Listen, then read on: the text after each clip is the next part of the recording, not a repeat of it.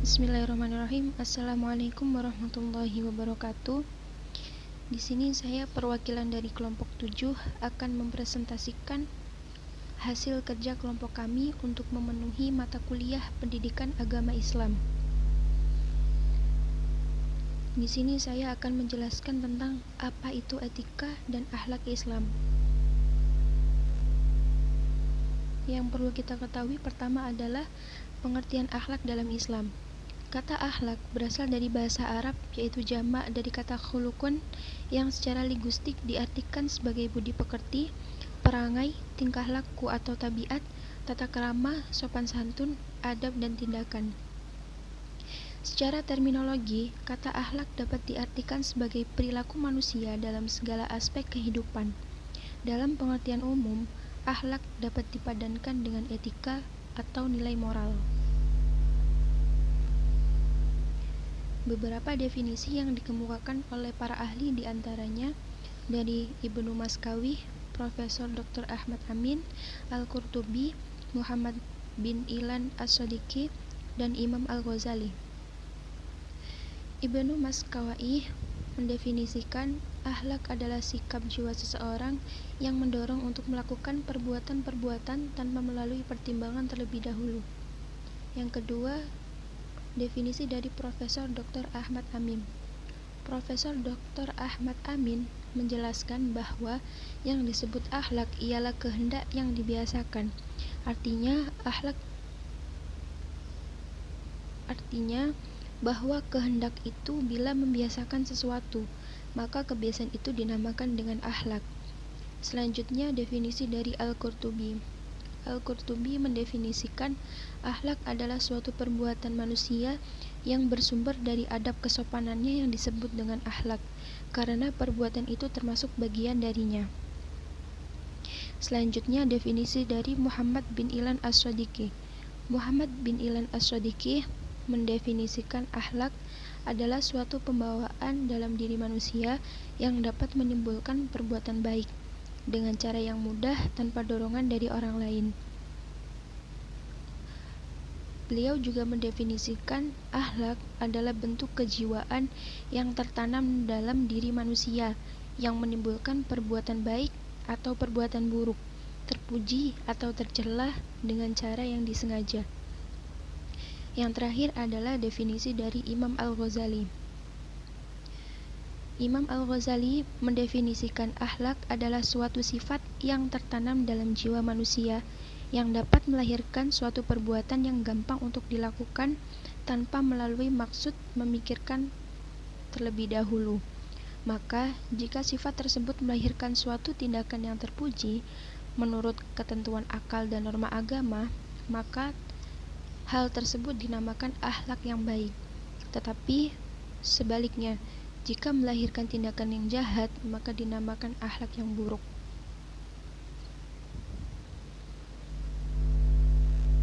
Selanjutnya yaitu jenis-jenis akhlak. Jenis-jenis akhlak yang pertama yaitu akhlak baik atau akhlak terpuji, atau bisa disebut juga dengan al-akhlakul mahmudah, yaitu perbuatan baik terhadap Tuhan, sesama manusia, dan makhluk-makhluk yang lain. Akhlak yang baik yaitu akhlak yang diridhoi oleh Allah Subhanahu wa Ta'ala. Akhlak yang baik terhadap Tuhan antara lain yang pertama adalah bertaubat atau at-taubah.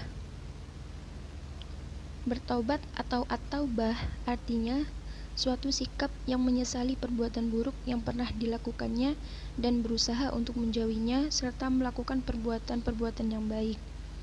Yang kedua yaitu bersabar atau as-sabru, yang artinya suatu sikap yang dapat menahan diri pada kesulitan yang dihadapinya. Tetapi bukan berarti bahwa sabar itu langsung menyerah tanpa upaya untuk melepaskan diri dari kesulitan yang dihadapi oleh manusia. Maka sabar yang dimaksudnya adalah sikap yang diawali dengan ihtisar, lalu diakhiri dengan ridho dan ikhlas bila seorang dilanda suatu cobaan dari Tuhan. Selanjutnya yang ketiga yaitu bersyukur atau asyukru, yang artinya suatu sikap yang selalu ingin memanfaatkan dengan sebaik-baiknya.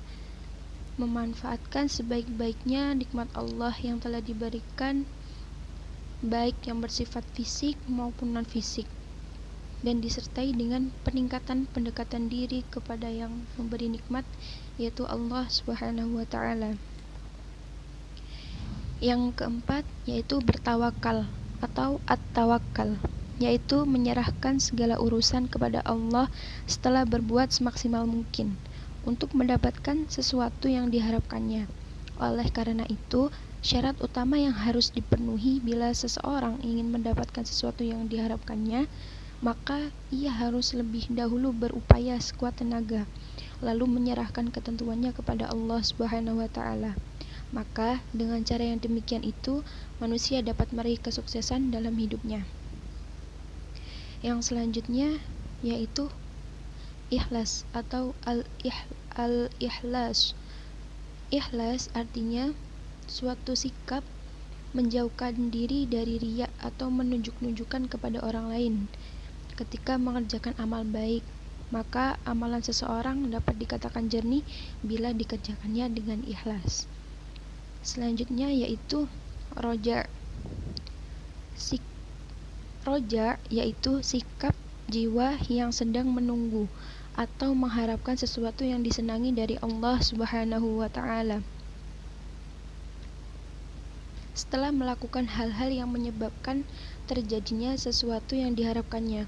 Oleh karena itu, bila tidak mengerjakan penyebabnya, lalu menunggu sesuatu yang diharapkannya, maka hal itu disebut tamanni. Selanjutnya yaitu bersikap takut atau al-khauf.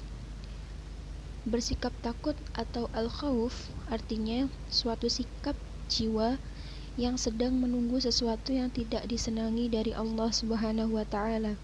Maka manusia perlu berupaya agar apa yang ditakutkan itu tidak akan terjadi. Selanjutnya, akhlak yang baik terhadap sesama manusia, antara lain belas kasihan atau sayang. Belas kasihan atau sayang asy-syafaqah, yaitu sikap jiwa yang selalu ingin berbuat baik dan menyantuni orang lain. Kedua, rasa persaudaraan atau al-iha, yaitu sikap jiwa yang selalu ingin berhubungan baik dan bersatu dengan orang lain karena ada ketertarikan batin dengannya. Yang ketiga yaitu memberi nasihat atau an-nasihah, yaitu suatu upaya untuk memberi petunjuk yang baik kepada orang lain dengan menggunakan perkataan, baik ketika orang yang dinasihati telah melakukan hal-hal yang buruk maupun belum. Sebab kalau dinasihati ketika ia telah melakukan perbuatan buruk, berarti diharapkan agar ia berhenti untuk melakukannya. Tetapi kalau dinasihati ketika ia belum melakukan perbuatan itu, berarti diharapkan agar ia tidak akan melakukannya. Yang selanjutnya yaitu memberi pertolongan atau an-nasru. Memberi pertolongan atau an-nasru yaitu suatu upaya untuk membantu orang lain agar tidak mengalami suatu kesulitan. Selanjutnya yaitu menahan amarah atau hazmul ghaizi, yaitu upaya menahan emosi agar tidak diketahui oleh perasaan marah terhadap orang lain. Menahan amarah atau hazmul ghaizi yaitu upaya menahan emosi agar tidak dikuasai oleh perasaan marah terhadap orang lain. Yang selanjutnya yaitu sopan santun atau al-hilmu, yaitu sikap jiwa yang lemah lembut terhadap orang lain sehingga dalam perkataan dan perbuatannya selalu mengandung adab kesopanan yang mulia. Yang terakhir yaitu suka memaafkan atau al-afu. Suka memaafkan atau al-afu yaitu sikap dan perilaku seseorang yang suka memaafkan kesalahan orang lain yang pernah diperbuat terhadapnya. Allah Subhanahu wa Ta'ala berfirman, "Jadilah engkau pemaaf dan suruhlah orang mengerjakan yang ma'ruf, serta berpalinglah daripada orang-orang yang bodoh."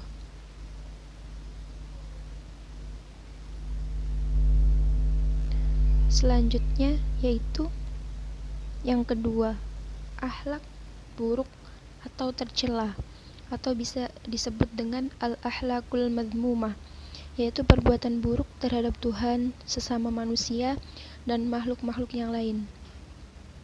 Akhlak yang buruk itu berasal dari penyakit hati yang keji, seperti iri hati, ujub, dengki, sombong, munafik, hasud, berprasangka buruk, dan penyakit-penyakit hati yang lainnya. Akhlak yang buruk dapat mengakibatkan berbagai macam kerusakan, baik bagi orang itu sendiri, orang lain yang di sekitarnya, maupun kerusakan lingkungan di sekitarnya. Akhlak buruk terhadap Tuhan antara lain yang pertama yaitu takabur atau al-kibaru, yaitu suatu sikap yang menyombongkan diri sehingga tidak mengakui kekuasaan Allah di alam ini, termasuk mengingkari nikmat Allah yang ada padanya. Yang kedua yaitu musyrik atau al-isyrak, yaitu suatu sikap yang mempersekutukan Allah dengan makhluknya dengan cara menganggap bahwa ada suatu makhluk yang menyamai kekuasaannya. Yang ketiga yaitu murtad atau ar-riddah, yaitu suatu sikap yang meninggalkan atau keluar dari agama Islam untuk menjadi kafir.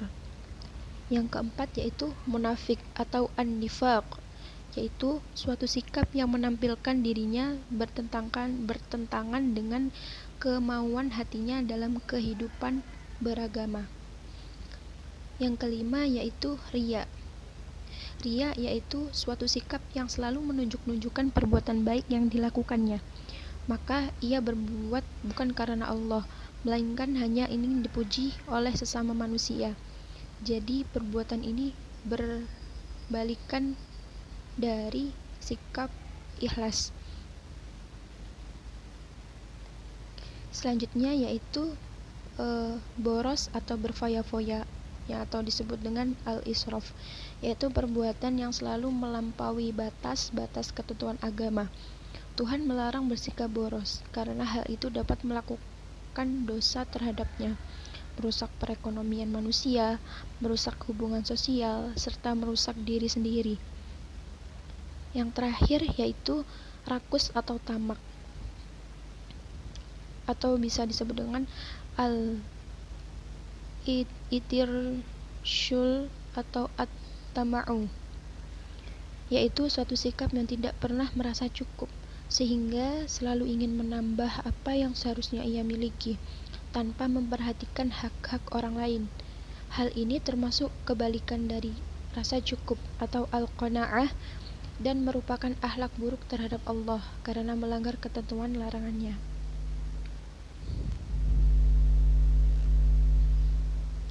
Selanjutnya, akhlak yang buruk terhadap sesama manusia antara lain yaitu mudah marah atau al-ghadab. Mudah marah atau al-ghadab yaitu kondisi emosi seseorang yang tidak dapat ditahan oleh kesadarannya sehingga menonjolkan sikap dan perilaku yang tidak menyenangkan orang lain. Kemarahan dalam diri setiap manusia merupakan bagian dari kejadiannya.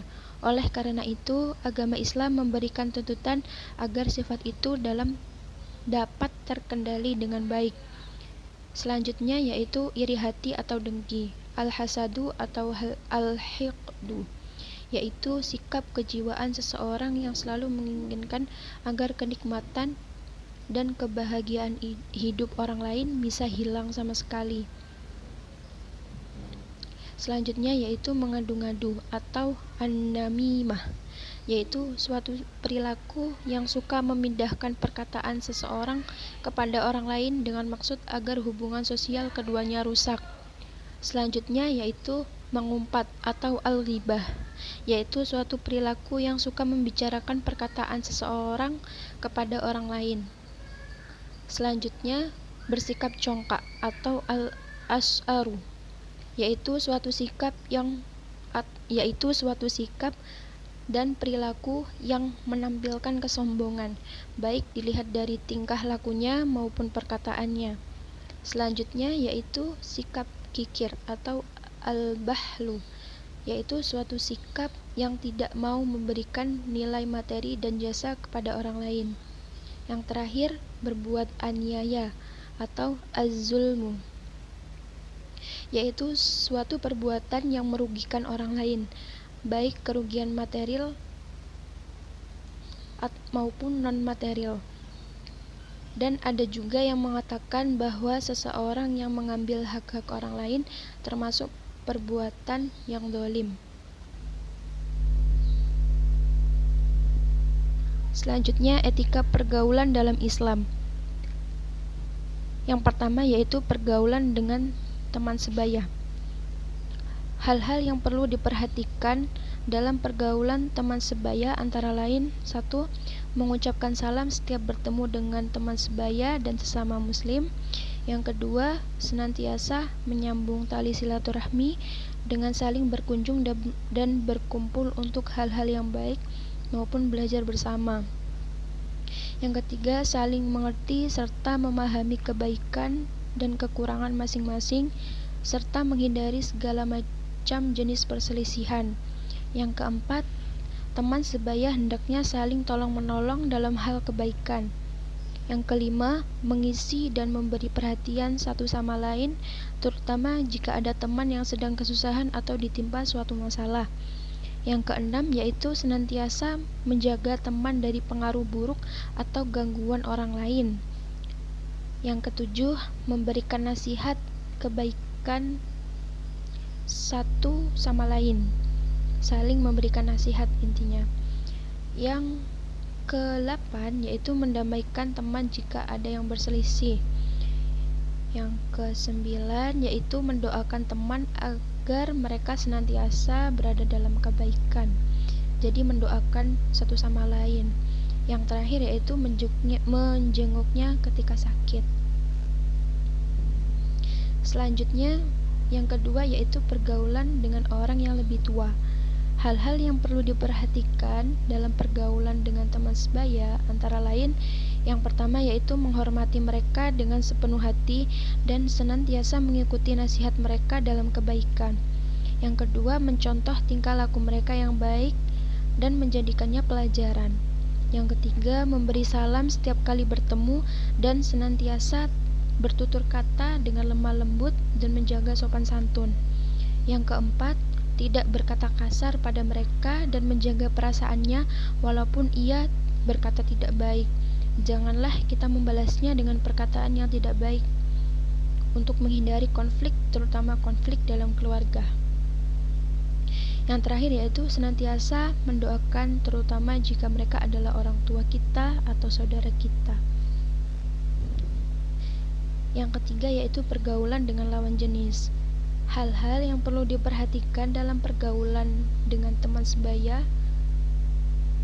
dengan lawan jenis antara lain: yang pertama yaitu menghindari berhalwat atau berdua-duaan seperti halnya dalam pacaran, apalagi jika sampai memiliki hubungan pacaran beda agama. Dikhawatirkan jika berhalwat tersebut dapat menimbulkan hal-hal yang tidak diinginkan seperti zina dan lain sebagainya. Tidak memandang lawan jenis dengan syahwat atau pandangan nafsu. Hindari memandang lawan jenis kecuali jika benar-benar diperlukan. Yang ketiga yaitu menghindari berjabat tangan dengan lawan jenis kecuali dengan mahram. Yang terakhir yaitu menutup aurat jika bertemu dengan lawan jenis sebagaimana disebutkan dalam hadis-hadis berikut.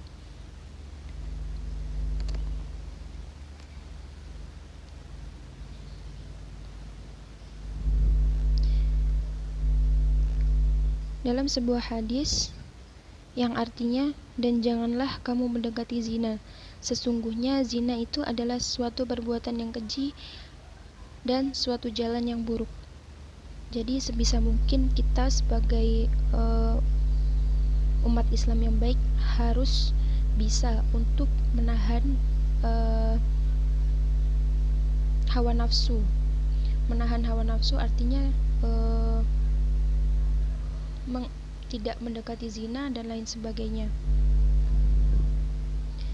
Yang selanjutnya yaitu etika dalam sebuah profesi. Pengertian profesi. Profesi adalah bidang pekerjaan yang dilandasi pendidikan atau keahlian, keterampilan, kejujuran, dan sebagainya. Beberapa pendapat mengenai profesi dikemukakan oleh Komarudin Wojowasito, WJS Purwadarminto, Profesor Haji Muhammad Arifin, Profesor Dr. Pit Sahartian, yang terakhir yaitu Martinus Yamin.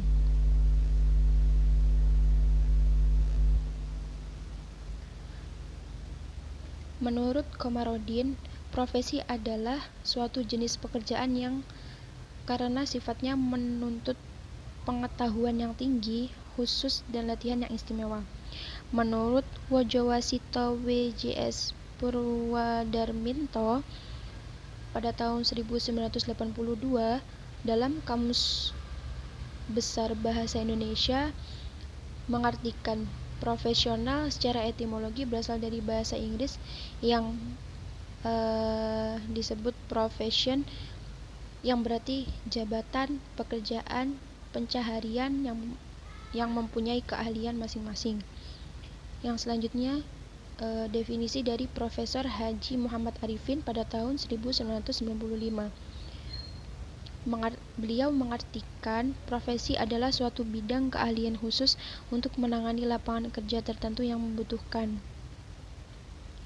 Yang keempat yaitu pendapat dari Profesor Dr. Pit Sahartian pada tahun 1994 dalam bukunya yaitu yang berjudul Profil Pendidikan Profesional, menyatakan bahwa pada hakikatnya profesi adalah suatu janji terbuka yang menyatakan bahwa seseorang itu mengabdikan dirinya pada suatu jabatan karena terpanggil untuk menjabat pekerjaan itu, namun sesuai dengan keahliannya masing-masing. Yang selanjutnya yaitu yang terakhir menurut Martinus Yamin. Menurut Martinus Yamin, profesi mempunyai pengertian seseorang yang menekuni pekerjaan berdasarkan keahlian, kemampuan, teknik, dan prosedur berlandaskan intelektualitas. Etika dalam sebuah profesi. Dalam perkembangannya, etika dapat dibagi menjadi dua, yaitu etika perangai dan etika moral. Etika perangai adalah adat istiadat atau kebiasaan yang menggambarkan perangai, atau bisa disebut dengan sifat batin manusia yang mempengaruhi pikiran dan perilaku manusia. Manusia dalam hidup bermasyarakat di daerah dan waktu tertentu. Etika perangai tersebut diakui dan berlaku karena disepakati masyarakat. Berdasarkan hasil penilaian perilaku, contoh kecil dari etika perangai adalah yang pertama, berbusana sesuai dengan adat. Yang kedua, pergaulan remaja di dalam masyarakat tertentu. Yang ketiga yaitu upacara adat masing-masing pada setiap daerah. Yang kedua yaitu etika moral. Etika moral mencakup analisis dan penerapan konsep seperti benar, salah, baik, buruk, dan tanggung jawab. Sedangkan moral merupakan pengetahuan yang menyangkut budi pekerti manusia yang beradab. Moral juga berarti ajaran yang baik dan buruk, perbuatan dan kelakuan, atau yang disebut dengan akhlak.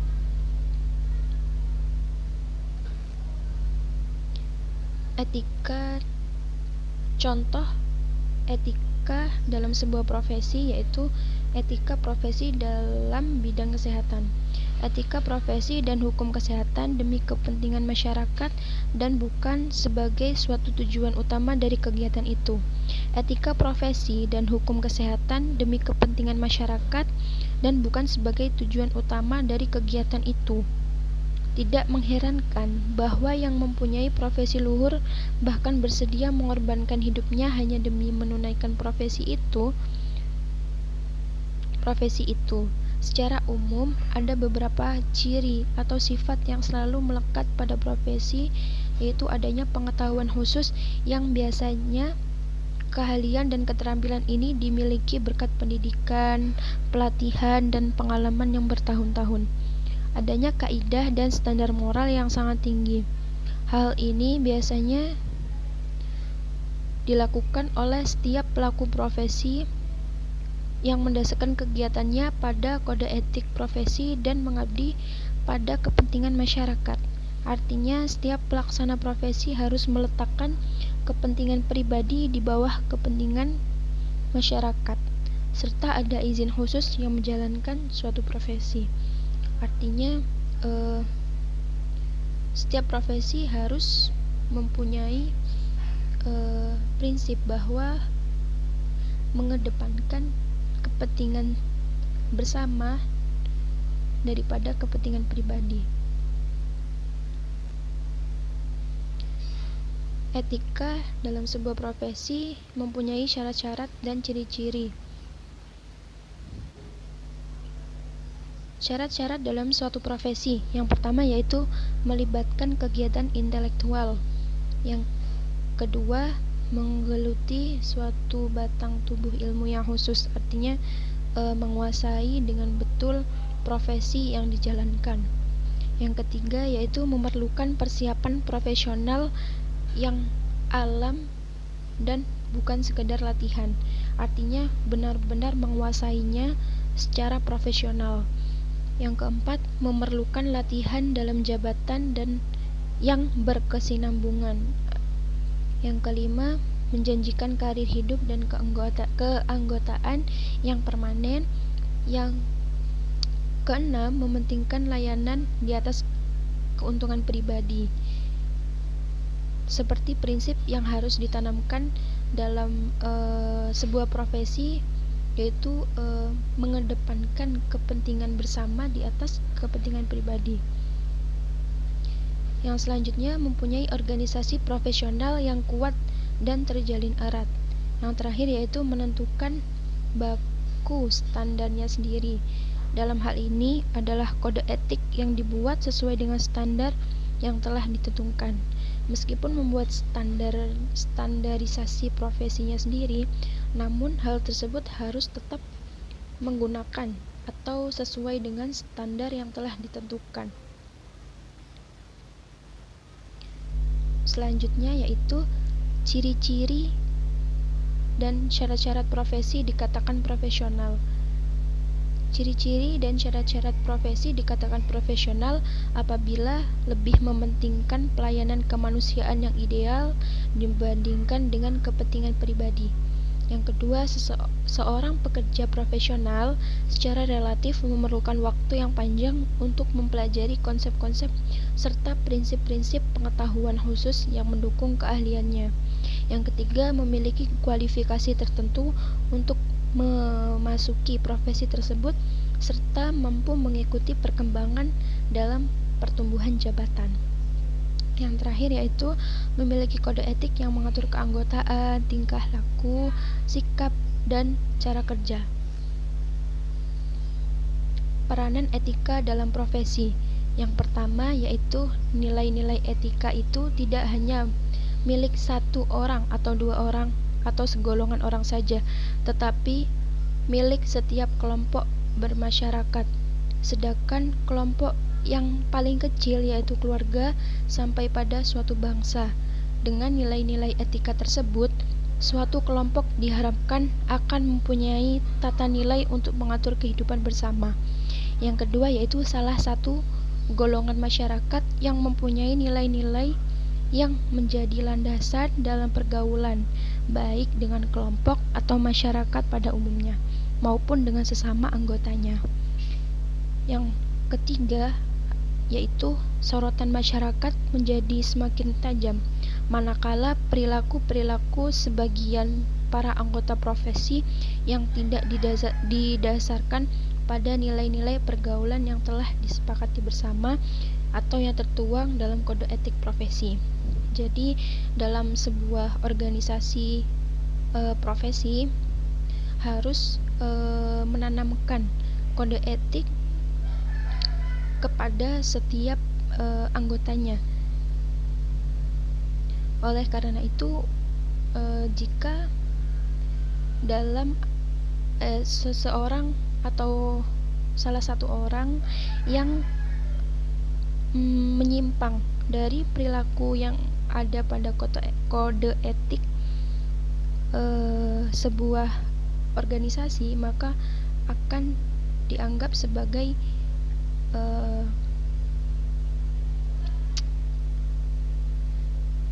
akan disoroti, maksudnya akan disoroti oleh semua anggota yang ada pada organisasi tersebut.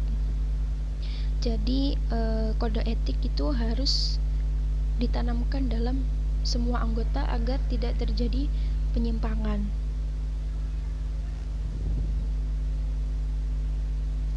Sekian dari saya, mohon maaf apabila ada penjelasan yang kurang, dan semoga bermanfaat. Ihdinas siratal mustaqim. Wassalamualaikum warahmatullahi wabarakatuh.